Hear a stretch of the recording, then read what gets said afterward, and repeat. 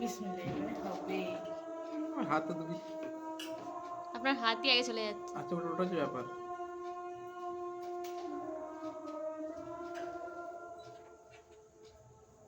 যা যা যা যা।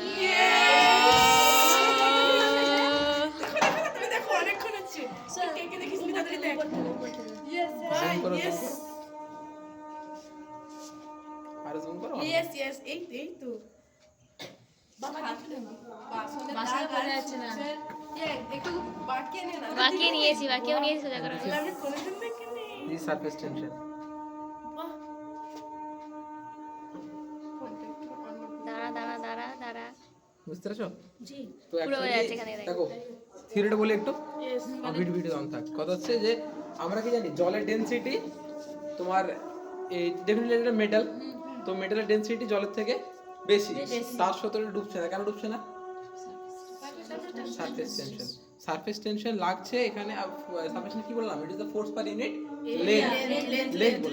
তো কোনো না কোনো জন্য এর উপরে একটা উপর দিকে একটা ফোর্স লাগছে, সেই ফোর্সটা কে দিচ্ছে? Surface tension. ওই ফোর্সটা এর এমজিটাকে ব্যালেন্স করে এটাকে ভাসিয়ে রাখছে।